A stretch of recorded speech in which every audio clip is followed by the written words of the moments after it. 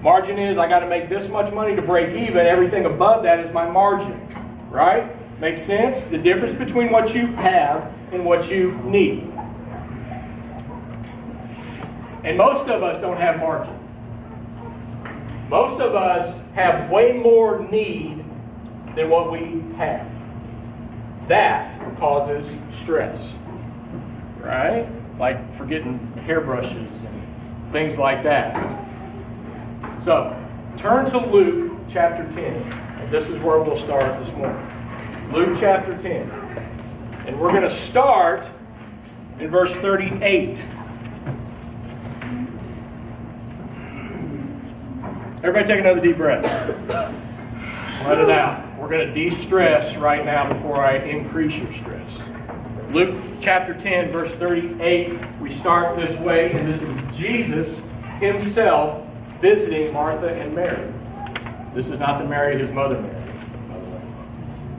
Verse 38 starts this way. It says, as Jesus and the disciples continued on their way to Jerusalem, they came to a village where a woman named Martha welcomed them into her home.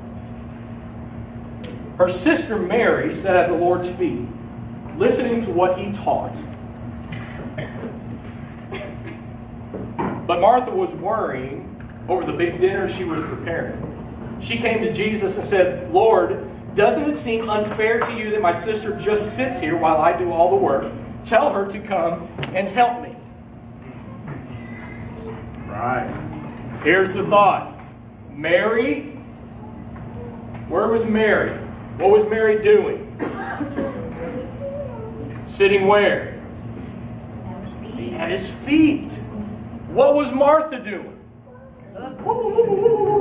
She wants to make sure that the proper dishware is out and the toilet paper's full and, the bathroom's clean and, God forbid, the toilet's not nice, and she's busy doing all of this stuff and she's distracted. Mary is seizing the moment because who was in their house?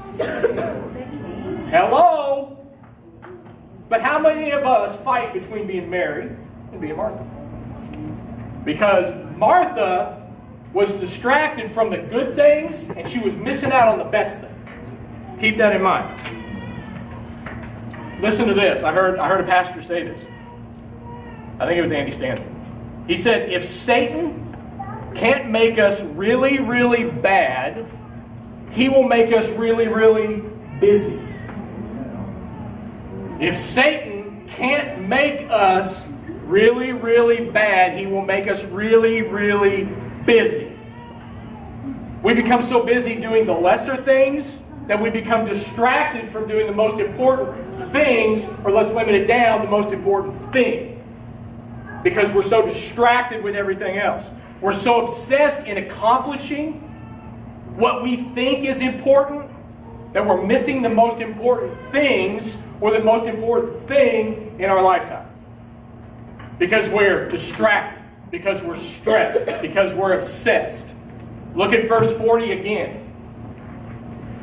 It says, but Martha was worrying over the big dinner she was preparing. She came to Jesus and said, Lord, doesn't it seem unfair to you that my sister just sits here while I do all the work? Tell her to come help me. Martha honestly thought she was doing the right thing. Because she was there to prepare her house for the king who happened to be there. And I can promise you that as we go through, even right now, if I ask you very specifically, you can justify why the way that you're living is necessary and is right. Well, but.